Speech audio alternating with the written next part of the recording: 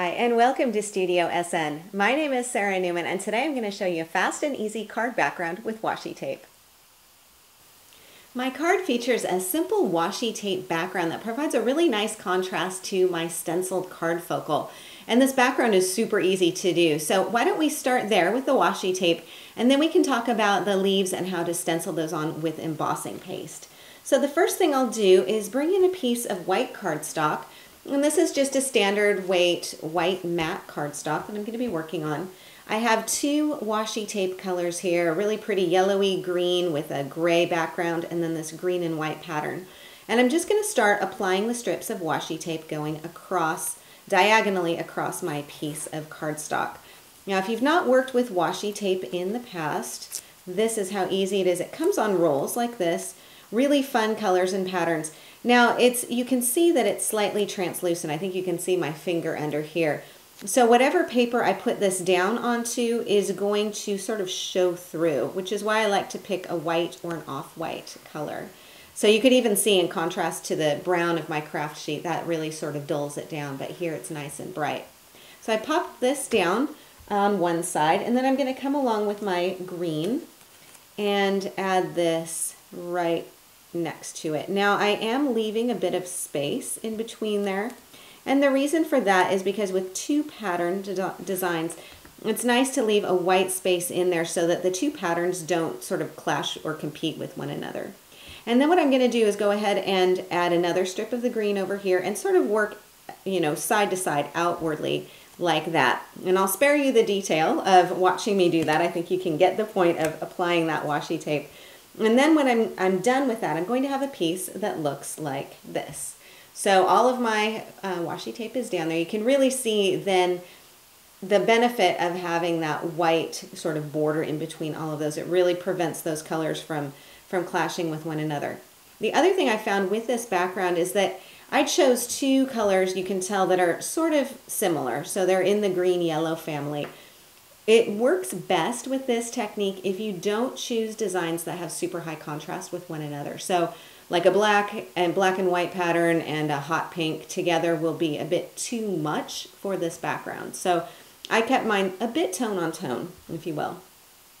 Now the next thing I'm going to do is add my stenciling on here. And the stencil that I'm working with is a 6x6 stencil. This is the Abstract Leaves from Crafter's Workshop. And I want these four designs down here. So what I'm going to do is pop this down onto my washi tape piece.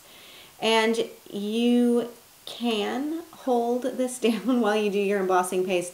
I find really, though, that you need to, or at least I need to, sort of tack it down so that it doesn't sort of slither around. So I'm using some washi tape. You can use washi tape, you can use masking tape. What I like about washi tape is that if I have to tape it onto itself, it's easy to pull back up. So it's not going to tear the other side. So I've got the four down here. Now I've also got these leaves up here that I don't want to get covered with embossing paste. So I'm just going to use some Post-it notes down here to cover these up so that I don't accidentally get anything on there. So, okay, I'm going to pop those down. So I've got this area masked off, this area tacked down, and I can get out my embossing paste. Now the embossing paste I'm working with is Wendy Vecchi. This is the Studio 490 embossing paste in black. I love this stuff. It's wonderful for using with stencils. So as you can see, it's a nice pitch black color. It's a really, really true, very dense matte color. And I'm going to apply it with my palette knife. Now a palette knife is what I would recommend for using with this, because it will smooth it on really easily and kind of keep the mess down. I found that using a brush doesn't really do the trick quite as well. Now with your palette knife, you may have a tip like this one. You can see it's a smaller rounded tip. What you want to make sure, especially with a detailed image like this, is that when you apply your embossing paste, you're not, accidentally getting it caught in any of these little detail areas. So you really want to make sure to hold your palette knife flat rather than, kind of a stabbing angle. So it's just the angle of this will really help. Okay, so I'm just going to pick up a little bit of the embossing paste and slide it on here. Really easy. And you do want to make sure that you're getting it on all of that area there, and so that you don't leave out any of the areas of the leaves. You can put it on fairly generously because it's nothing will go to waste, and I'll show you that in a second. So I'm just simply smoothing it on, kind of like frosting a cake. You can be generous, but you don't need to, don't need to glop it on. Okay, so pop this around here.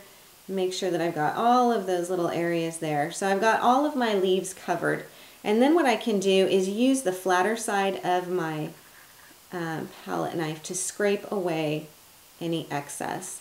That will keep the embossing paste level so that all of my leaves will sort of be the same height. There won't be anything poking out a lot. So I'm just going to scrape that off, and then it also, of course, prevents any waste.